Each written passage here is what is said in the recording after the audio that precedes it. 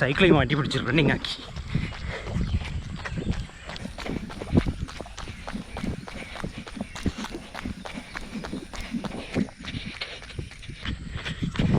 ഈ വർഷം കുറേ മാരത്തണുകൾ വരുന്നുണ്ട്. അപ്പം അതിലൊക്കെ ഒന്ന് ഓടി നോക്കാൻ ആണ് ശ്രമം.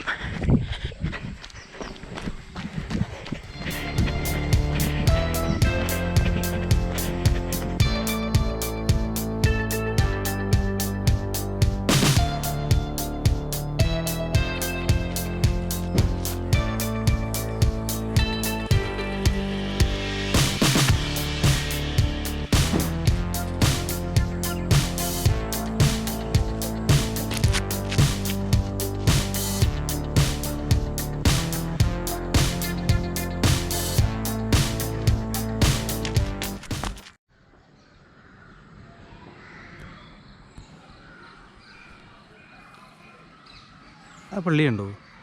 ആ പള്ളിയിലാണ് എൻ്റെ സിസ്റ്ററുടെ ഹസ്ബൻഡിൻ്റെ പെങ്ങളെ കബറടക്കിയത്. ഞാൻ ചെറിയ പ്രായമായപ്പോൾ അവരെൻ്റെ കളിക്കൂട്ടുകാരായിരുന്നു. അപ്പോൾ ഈ വഴിയിൽ കൂടെ ഞങ്ങൾ ഒരുപാട് കളിച്ച് നടന്നിട്ടുണ്ട്. അവരെ സഭ്യത എന്നായിരുന്നു ഞാൻ വിളിക്കാറ്. എൻ്റെ കാര്യം കുറച്ചുകൂടി പ്രായത്തിന് മൂത്താണ്.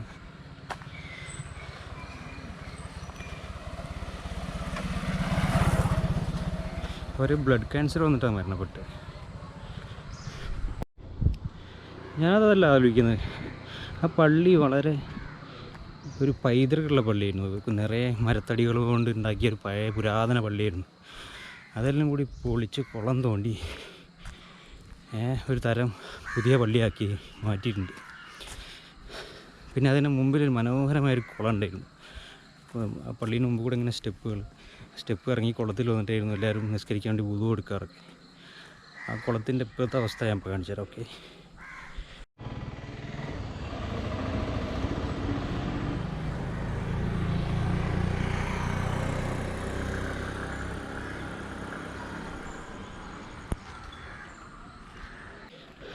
കണ്ടോ എന്തായാലേ മൊത്തം വേസ്റ്റ് കൊണ്ടുപോയിട്ട് കുളം തോണ്ടി. ആളുകൾ എന്താണ് അതൊക്കെ അതിൻ്റെ ഒന്നും ഒരു വില മനസ്സിലാക്കാത്തതെന്ന് എനിക്ക് മനസ്സിലാവില്ല. അത്തരം പുരാതനമായിട്ടുള്ള ആ പൈതൃകം നിലനിൽക്കുന്ന പള്ളിയും കുളവും അതൊക്കെ അതേ രീതിയിൽ തന്നെ വൃത്തിയിൽ കൊണ്ടെടുക്കല്ലേ വേണ്ടി.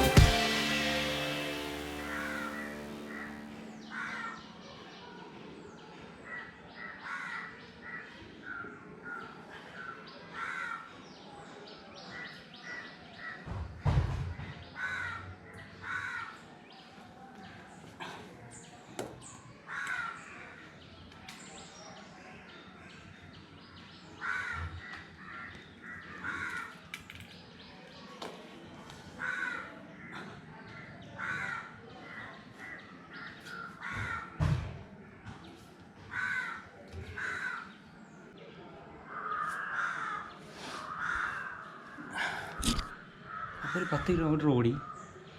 പക്ഷെ ഫോണിൽ ട്രാവൽ അത്ര ഒന്നുമല്ല കാണിക്കുന്നത്. 6 കിലോമീറ്റർ അങ്ങനെയാണ്. എന്താ പറ്റിയ അറിയില്ല. ചൈന ഫോണല്ലേ. അന്നത്തെ സബ്ജക്റ്റ് മൊത്തം റണ്ണിങ്ങിനെ കുറിച്ചാണല്ലോ. അപ്പം ഞാൻ പെട്ടെന്ന് കുളിച്ചു മാറ്റി വരാം. ഓക്കെ, അപ്പോൾ കുളിച്ചു മാറ്റി കഴിഞ്ഞു. നമ്മൾ ഷോപ്പിലേക്ക് പോവാം.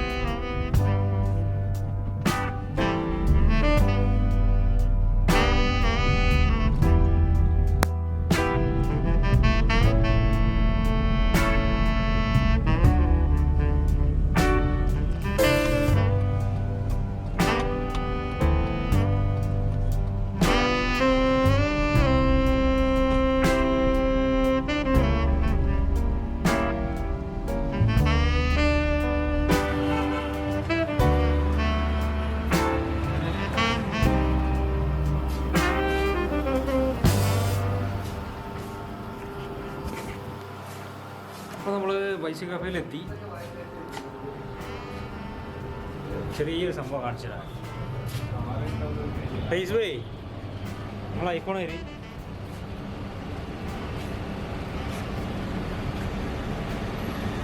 ഇതേപോലെ ഒരു ഐഫോൺ കണ്ടു നിങ്ങൾ, ക്യാമറ ഇല്ലാത്ത ഐഫോൺ.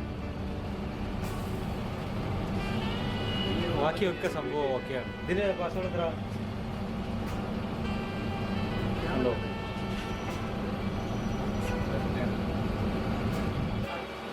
ഒക്കെ വർക്കിംഗ് ആണ്. പക്ഷേ ക്യാമറ ഇല്ല. ഇനി ക്യാമറ ഓൺ ആക്കിയാൽ തന്നെ, ക്യാമറ ഓണാക്കി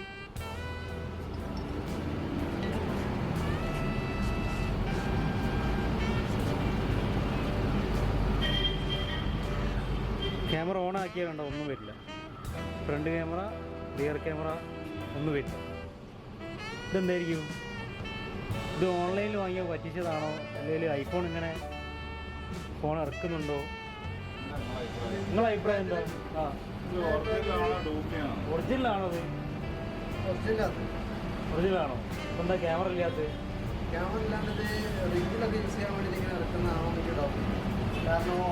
അപ്പോൾ നിങ്ങൾ കൺഫ്യൂഷൻ ആയിട്ടായിരിക്കും നിൽക്കുന്നത്. അപ്പോൾ എന്താ സംഭവം എന്നുള്ളത് ഞാൻ അവസാനം പറയാം. അതിനു മുമ്പ് നമുക്ക് ഓടുമ്പോൾ ശ്രദ്ധിക്കേണ്ട കുറച്ച് കാര്യങ്ങളെക്കുറിച്ച് ചെറിയൊരു വ്ളോഗ് ഞാൻ ഇതിന് മുമ്പ് ചെയ്തിട്ടുണ്ട് ഡെക്കാത്ലോണിൽ. അതിലേക്ക് പോകാം. ഓക്കെ. പലർക്കും സംശയമുണ്ട്, ഈ ഓടിക്കഴിഞ്ഞാൽ പല ഇഞ്ചുറികളും പറ്റുന്നുണ്ടോ, കാലിൻ്റെ മുട്ടിന് തേയ്മാനം വരുമോ, അങ്ങനെ പല സംശയങ്ങളും ഉണ്ടാവാറുണ്ട്. അപ്പോൾ ഓട്ടത്തിൽ എക്സ്പേർട്ടായ ഒരാളെ നമുക്ക് കിട്ടിയിട്ടുണ്ട്. അപ്പോൾ പുള്ളിനോട് നമുക്ക് സംശയങ്ങൾ ചോദിച്ചു. അപ്പോൾ കാദർ, പുള്ളി ഡെക്കാത്ലോണിൽ വർക്ക് ചെയ്യുന്ന ആളാണ്. അപ്പോൾ ഓടുമ്പോൾ നമ്മൾ ശ്രദ്ധിക്കേണ്ട കാര്യങ്ങൾ എന്തൊക്കെയാണ്? ഓടുമ്പോൾ മെയിനായിട്ട് ശ്രദ്ധിക്കേണ്ടതെന്ന് വെച്ച് കഴിഞ്ഞാൽ നമ്മൾ സ്റ്റാർട്ടിങ്ങിൽ തന്നെ നോർമലി ആദ്യം റൈറ്റ് പ്രോഡക്റ്റ്സ് നമ്മൾ യൂസ് ചെയ്യാന്നുള്ളതാണ്. ഇപ്പോൾ നമ്മൾ ഏറ്റവും റൈറ്റ് പ്രോഡക്റ്റ് ഇപ്പോൾ നമ്മൾ ഏത് ഇവൻ്റാണ് ചെയ്യുന്നത് ആ ഒരു ഇവൻറ്റിന് ബേസ് ചെയ്തിട്ടുള്ള ഷൂസ്, അതിനുള്ള പാരൽസ് കാര്യങ്ങൾ യൂസ് ചെയ്യുക. പിന്നെ അതിൻ്റെ കൂടെ തന്നെ റൺ ചെയ്യുമ്പോൾ കറക്റ്റായിട്ട് സ്ട്രെച്ചിങ് വാം എക്സസൈസും സ്ട്രെച്ചിങ്ങും കറക്റ്റ് ഫോളോ ചെയ്യാം. പിന്നെ റണ്ണിങ് പോസ്റ്റേഴ്സ് ഉണ്ട്, നമ്മുടെ കാലിൻ്റെ പൊസിഷനും കാര്യങ്ങളൊക്കെ വരുന്നുണ്ട്. അപ്പോൾ ആ റണ്ണിങ് പോസ്റ്റേഴ്സ് ശരിക്കും ഫോളോ ചെയ്യാം. പിന്നെ ഇപ്പോൾ സൈക്ലിങ്ങിലാണെങ്കിൽ ടോ വെച്ചിട്ടാണ് നമ്മൾ ചവിട്ടാറ്. ഓടുമ്പോൾ ഈ ടോ വെച്ചിട്ട് തന്നെയാണോ? ഓടുമ്പോൾ ടോ കറക്റ്റായിട്ട് വെച്ചിട്ടില്ല. ഓടുമ്പോൾ നമ്മൾ ഈ ഒരു കാലിൻ്റെ ഈ ഒരു പൊസിഷൻ വെച്ചിട്ടാണ് വരുന്നത്. സെൻറ്റർ അല്ല, നമ്മുടെ ഈ ബാക്ക് ഈ സൈഡ് പൊസിഷൻ ഇല്ല, ആ സൈഡ് പൊസിഷൻ ഇങ്ങനെ വന്നിട്ട് അത് ലാൻഡ് ചെയ്യാൻ പറ്റും. അത് ലാൻഡ് ചെയ്തിട്ട് ഹീല് എടുക്കരുത്, ഹീല് പ്രസ് ആകുക. കാരണം ഹീല് ജസ്റ്റ് ടച്ച് ചെയ്യാൻ പറ്റും. ജസ്റ്റ് ടച്ച് ചെയ്തിട്ട് ആ ഒരു ലെവലിൽ ഹീല് വെക്കാൻ പാടില്ല. കാരണം അല്ലെങ്കിൽ ഹീല് ഇടിക്കുമ്പോഴാണ് നമ്മുടെ മുട്ടിൽ ഇഞ്ചുറീസ് വരുന്നത്. അപ്പോൾ അതുകൊണ്ടാണ് ഹീല് ഡയറക്റ്റ് ഇടയിലെന്ന് പറയുന്നത്. അപ്പോൾ കാലിൻ്റെ മടമ്പ് നമ്മൾ തീരെ ഇങ്ങനെ ഇട്ടുകൂടരുത്. കാലുമ്പോൾ മടമ്പ് ഇങ്ങനെ വരുന്നത് പൊസിഷൻ, ഈ ഒരു പൊസിഷൻ വന്നിട്ട് ഇവിടുന്ന് ഇങ്ങനെയാണ് വരുന്നത് നമ്മുടെ കാലം. സൈഡ് വെക്കണം. സൈഡ് എന്ന് പറഞ്ഞാൽ ഈ ഒരു പൊസിഷൻ വരുന്നതല്ലേ, ഈ ഒരു പൊസിഷനിൽ ഇങ്ങനെ വന്നിട്ടാണ് ആദ്യം ഈ സൈഡാണ്, ആദ്യം ഈ ഒരു സൈഡാണ് ഫസ്റ്റ് ലാൻഡ് ചെയ്യുന്നത്. ഈ ഒരു സൈഡാണ് ലാൻഡ് ചെയ്യുന്നത്. പിന്നെ നമ്മുടെ ഹീല് ഒരിക്കലും പ്രസ് ചെയ്യരുത്. ഹീല് പ്രസ് ചെയ്ത് കഴിഞ്ഞാൽ ഷുവറായിട്ട് വരുന്ന വിഷയം എന്താണെന്ന് വെച്ച് കഴിഞ്ഞാൽ നമ്മുടെ മുട്ടിനാണ് അതിൻ്റെ എഫക്റ്റ് വരുന്നത്. സോ ഹീല് വെക്കുന്ന ഒരു പ്രോബ്ലം എന്ന് കഴിഞ്ഞാൽ മുട്ടിന് എഫക്റ്റ് വരും. പിന്നെ correct stretch full body stretch ചെയ്യണം. നമ്മുടെ എല്ലാ മസിൽസും നമ്മൾ സ്ട്രെച്ച് ചെയ്യണം, കറക്റ്റ് സ്ട്രെച്ച് ചെയ്യണം. അങ്ങനെ സ്ട്രെച്ചിങ് എക്സസൈസ് എല്ലാം ചെയ്തതിന് ശേഷം വേണം റണ്ണിങ് സ്റ്റാർട്ട് ചെയ്യാൻ. പിന്നെ അതുപോലെ തന്നെ റണ്ണിങ് കഴിഞ്ഞ് വന്നു കഴിഞ്ഞാലും ഇതേ സ്ട്രെച്ചിങ് നമ്മുടെ കൂൾ ഓഫ് ആയിട്ട് നമ്മൾ അതേപോലെ ചെയ്യണം. പിന്നെ രണ്ടുപേർക്കും അതാ സംഭവിച്ചത്. കഴിഞ്ഞ മാരത്തോൺ കഴിഞ്ഞ് നമ്മൾ നേരെ പോയി കിടന്നു തുടങ്ങി. അതെ, അത് ചെയ്യാൻ പാടില്ല. അത് പിന്നെ നമ്മൾ വേറെ കാര്യം ശ്രദ്ധിക്കേണ്ടത് എന്താണെന്ന് വെച്ച് കഴിഞ്ഞാൽ നമ്മൾ റണ്ണ് ചെയ്ത് കഴിഞ്ഞ് വന്നാലും സ്പോട്ടിൽ സ്റ്റോപ്പ് ചെയ്യും. ജസ്റ്റ് വാക്ക് ചെയ്ത് മെല്ലെ റിലാക്സ് ചെയ്തിട്ട് പിന്നെ എല്ലാം സ്ട്രെച്ച് ചെയ്തതിന് ശേഷം എന്നിട്ട് വേണം റിലാക്സ് ചെയ്തിട്ട് നന്നായിട്ട് ബ്രീത്ത് ചെയ്ത് എന്നിട്ട് റിലാക്സ് ചെയ്യാം. പിന്നെ ഈ റണ്ണിങ്ങിന് നമ്മൾ മുമ്പ് എന്താ ഭക്ഷണം എന്താ കഴിക്കേണ്ടത്? റണ്ണിങ്ങിൽ എങ്ങനെ വെള്ളം ജസ്റ്റ് നമ്മൾ ആ ഒരു റണ്ണിങ്ങിന് തൊട്ട് മുമ്പായിട്ടൊരു 1 or 2 hours മുമ്പായിട്ട് സ്മൂത്തീസ് ആയിട്ട് എന്തെങ്കിലും കഴിക്കാം.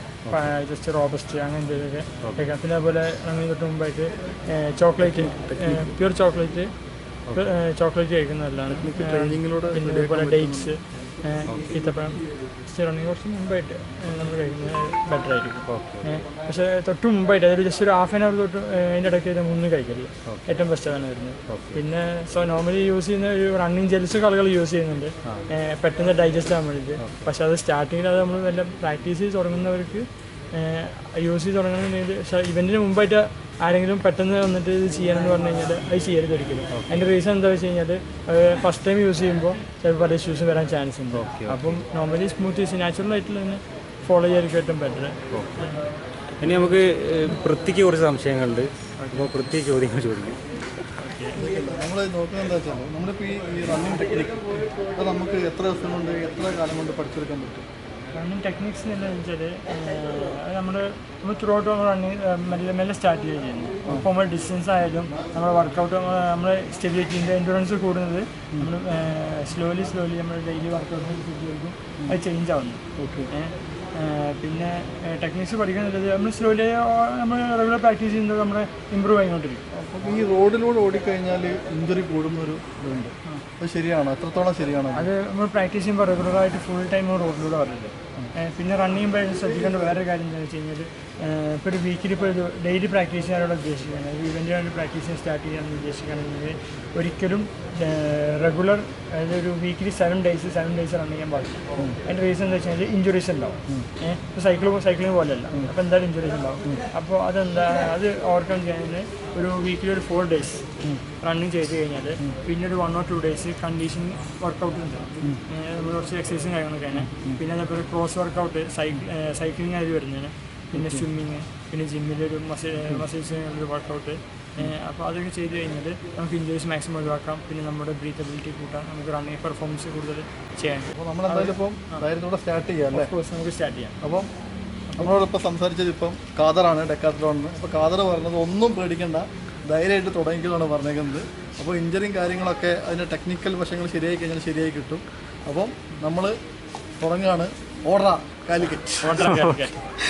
Okay, thank you. ഓക്കെ,